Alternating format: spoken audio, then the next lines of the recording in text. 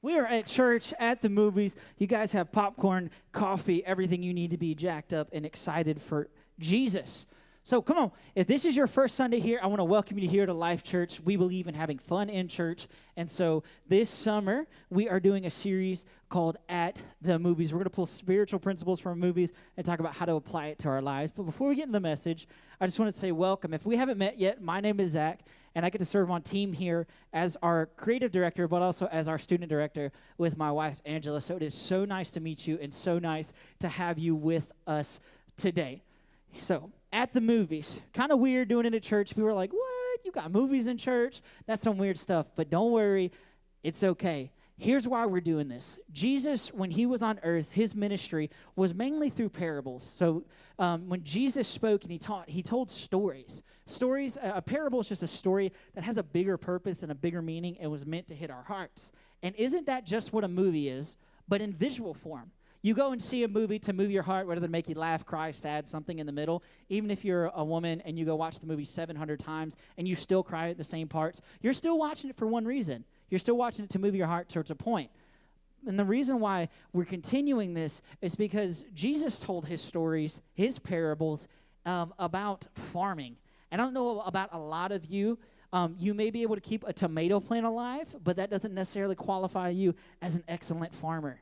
Like, I taught horticulture in high school, and I can't call myself a great farmer or anything like that. And when Jesus talked, he talked a lot about fig trees, talked about sowing and reaping and all that stuff.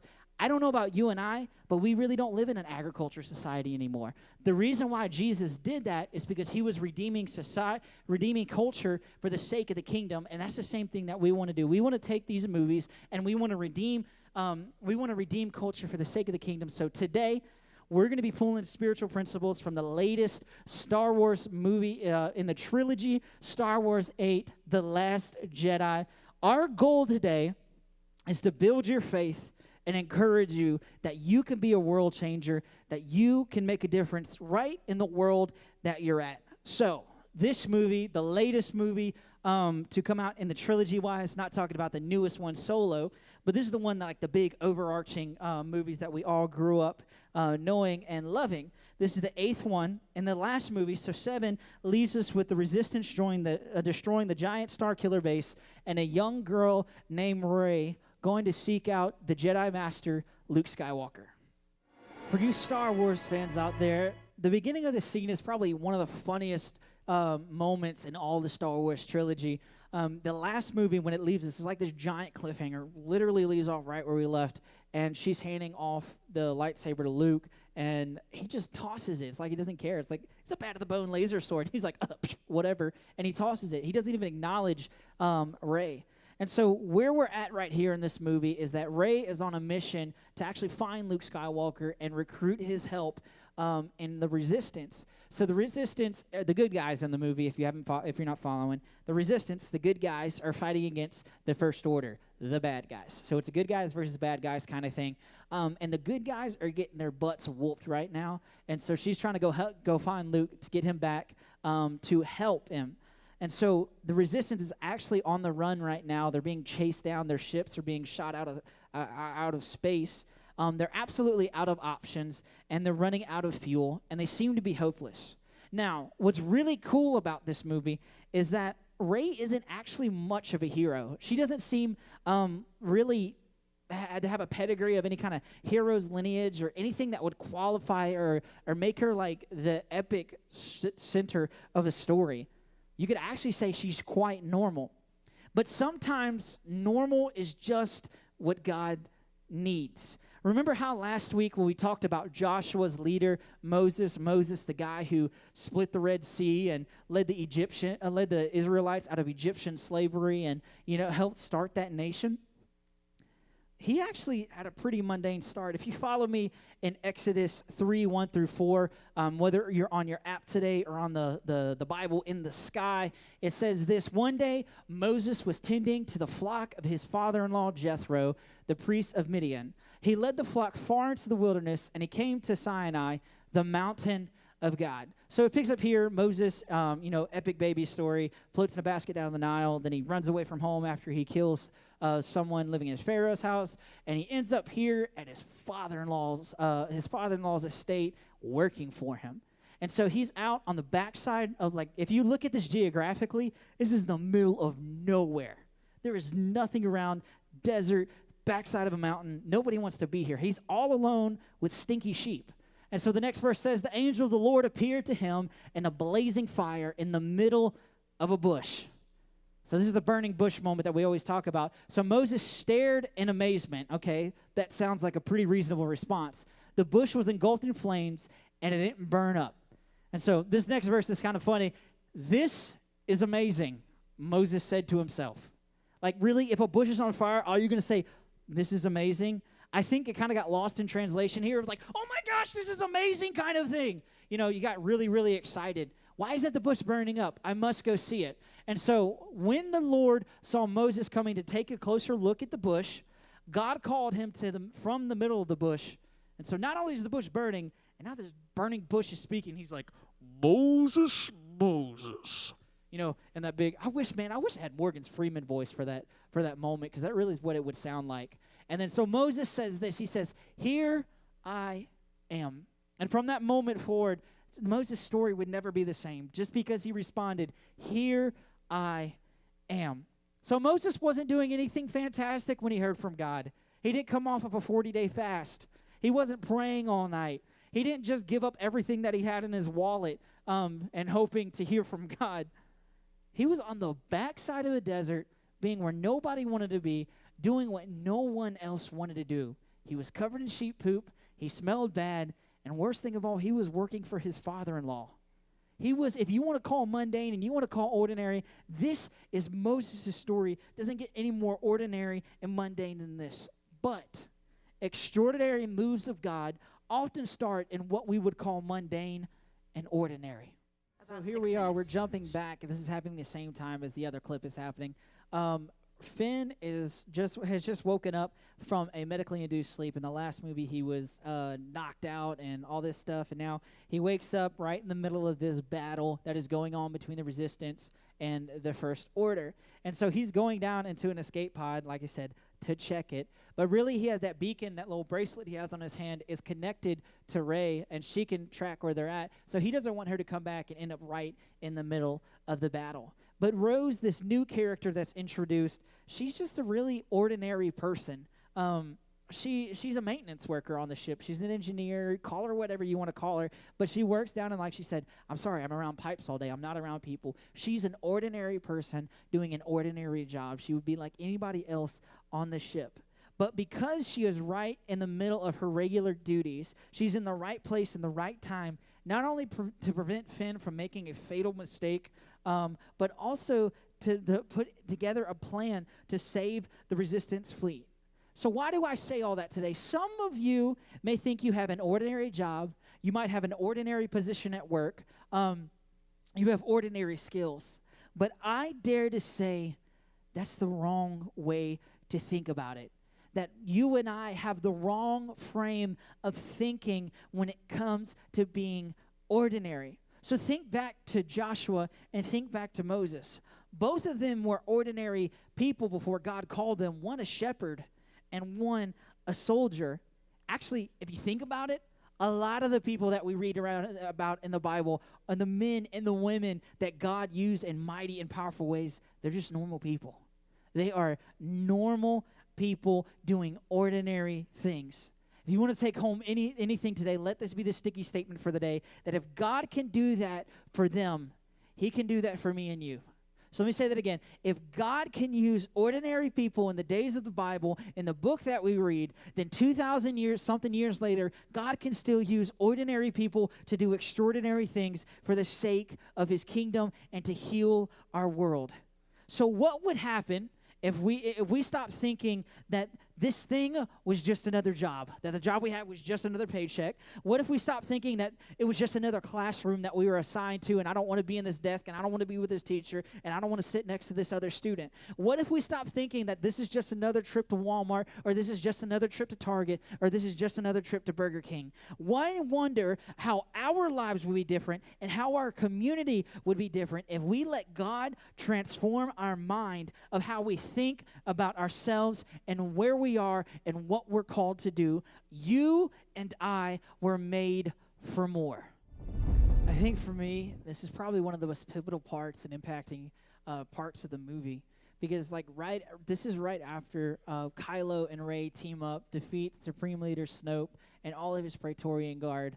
And Rey is in the process of trying to turn Kylo from the dark side, realize the good that's in him and the potential he has. But Kylo is so obsessed with power and so hungry to lead, and not in a good way, to rule the galaxy, that he offers her a place by his side. But upon her rejection of his offer, he makes an appeal to her background. He says this, that you have no place in this story. You've come from nothing, and you are nothing. Say it again. You have no place in this story. You come from nothing, and you are nothing. Can I tell you this morning that actually sounds a lot like what the enemy will tell you day in and day out. You come from nothing, you are nothing, and you have no place in this story. He'll try to tell you that you can't change your school. He'll try to tell you that your husband or your wife can't experience the love of Jesus Christ. He'll tell you that you can't shake your drug habits. He'll tell you that both your parents were an alcoholic and you'll be an alcoholic too. He'll tell you that you'll never shake off that addiction to pornography, that you are nothing, that you have no part in this story, and you will never be anything. But I'm here to let you know this morning that Satan is a liar, and every breath that comes out of his lungs is a lie. Those words are false. You are not the sum of your past mistakes. You are not the sum of your past failures. And you are not the sum of any label that he will throw on you. You are a child of the Most High God. Watch what it says in 1 Peter 2:9. It says, but you're not like that. For you are a chosen people. You are royal priests, a holy nation, God's very own possession. And as a result of this, you can show others to the goodness of God, for he called you out of the darkness into his marvelous light. This is a powerful statement coming from Peter right in this letter. But what he is saying is that God has called you for more. That you are not normal, that you are extraordinary, and no matter what Satan says, no matter what Satan does, he has no power and he has no authority to tell you what your future is, because he has no part in it. Because of the cross, we fight, like Brian said earlier, from victory. We fight from a place and a perspective of victory. Satan already knows he's defeated. But can I tell you something this morning? He only fights what he fears.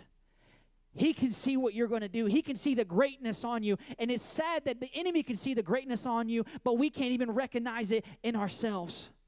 I want to tell you this morning, God has something spectacular for your life. God has something for you to do in your life, in your community, in your world, in your home, that you could never imagine or fathom, and think that when you get on the other side of it, you're going, holy cow. I didn't realize I could do that. It's the Spirit of God working in you. You can believe in yourself. And the second part of this clip is just as equally as powerful as the first part. So Vice Admiral Holdo, she makes a costly sacrifice to save the surviving members of the resistant fighters. So the little itty-bitty ships are full of people, and the giant ship that she turns around and blasts all the other ships with was just her. She has a moment of clarity. Why? It's not because she has like superpowers or force or she's a Jedi in the movie. She's really a nobody. This is the only movie that she's ever in. This is one of the only times in the Star Wars universe that she's ever mentioned. She isn't special at all. She just realizes that her purpose is much bigger than herself, that her life is meant for other people to be saved. So as I look across this building this morning, I see people who have been lied to and told they will never amount to anything. But I'm here this morning to tell you that stop listening to the voice of the enemy and start listening to the voice of God. And you will find yourself making impact in this world, in this city, everywhere you go, just because you switched who you were listening to. What a powerful scene. One man faces an entire army. And who better to do that than Jedi Master Luke Skywalker, such a staple in the Star Wars universe. But I find it hilarious, after the entire barrage, he just looks at him and he walks out of the smoke. He's like, no big deal, no worries. But I think sometimes that we need to do that and look at the enemy of our soul in the face and do that. Brush your shoulder off and let him know who you are. Let them know that the power that operates inside of you, that you wield and possess because you are a child of God.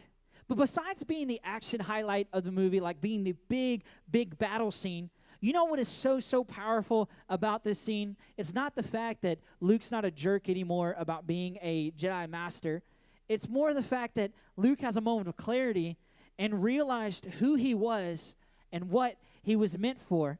So if you remember all the way back to episode 4, and for those of you maybe a little more seasoned in life, this was the very first Star Wars to come out in 1977. When it opens up, we find that Luke is a nobody. Luke is an orphaned moisture farmer on a burnt-out desert planet. He wasn't born into greatness. He was ordinary. It was in his ordinary moment that he found his purpose and he found his calling. So what does that mean for you and I? It means that no matter who you are, no matter what you've done, no matter how old you are and what stage of life that you are in, you can still accomplish something great for the kingdom of God. Just like Luke gave his life in the movie that others may live after a series of years of failures and mistakes. It sounds a lot like Samson. So why don't we take a look at Samson for a second? He messed up big time. If you guys don't know who Samson is a judge of Israel, and a judge is not like the judge that we think of it. A judge is actually a leader of the nation at the time. And Samson was actually one of the most powerful people in the world. The Bible talks about his feats of strength and the great crazy things that he did, but he sells it all. He messes up and he loses his power. And so now we're at the point in his story where he's just a captive.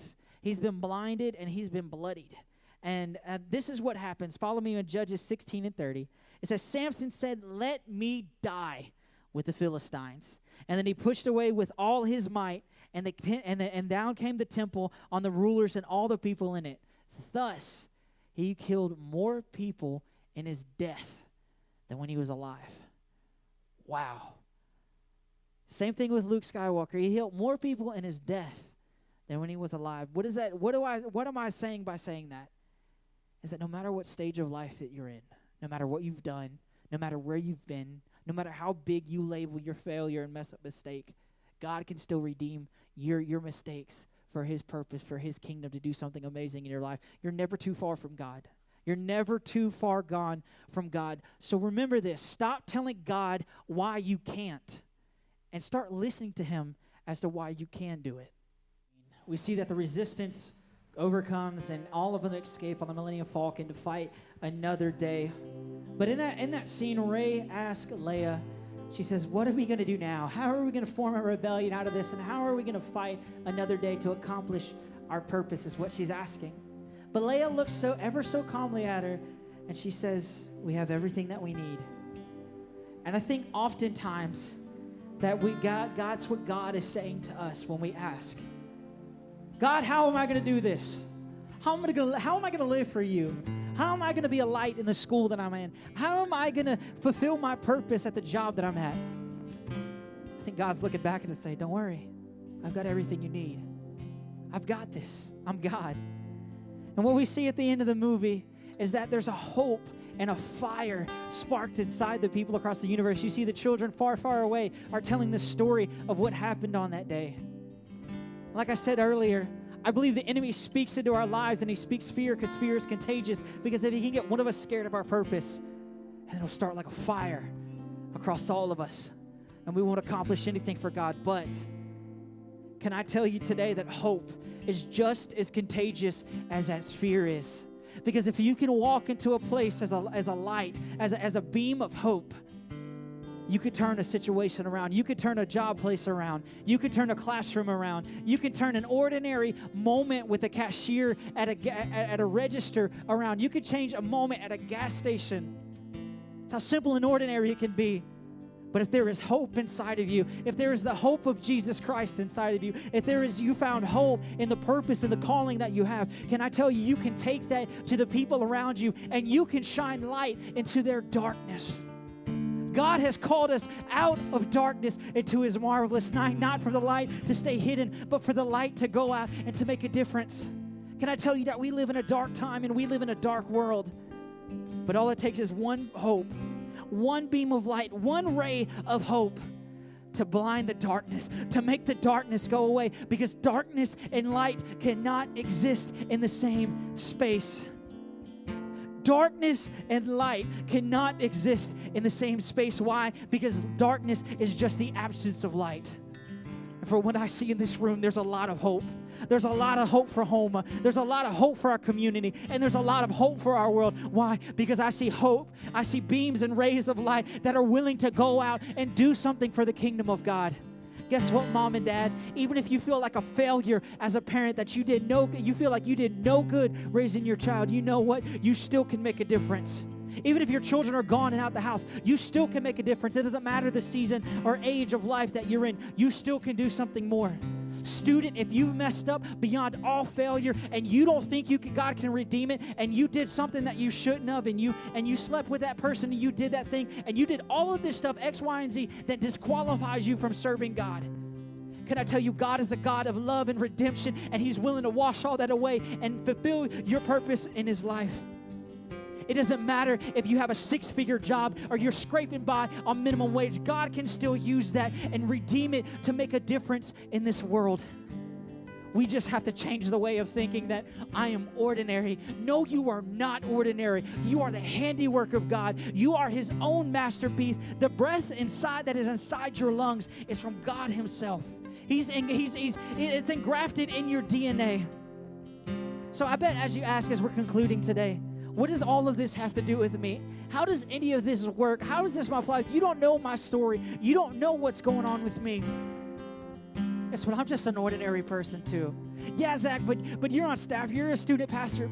No, I'm an ordinary person.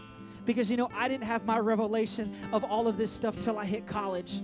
I wasted prime opportunity to reach the people and the students I went to class with every day, until I woke up probably about my sophomore year of college and realized there was no hope at the college I went to. You know what really turned this around for me is I got a call from somebody I was supposed to help in campus ministry. I was leading a campus ministry at the time at Southeastern, and I got a call from somebody who was on our team, and they were struggling with depression. And I didn't realize how bad it was till I got a call one night, and she was in her dorm room, and she finished half a bottle of Grey Goose, and she was ready to end it all. She was ready to end it all right there on the college campus. And so my sister and I got in the car as fast as we could, and we ran over there, and we prayed. And it was in that moment God spoke to me, and He said, don't you realize there are more people like this? There are more people like this dying for hope. And I put that hope inside of you. What are you going to do about it? And it was in that moment, that was my burning bush moment. That was my moment that I realized there are so many people that are hurting, and there are so many people that are broken. And what God has put inside of me, I can't shut off from this world.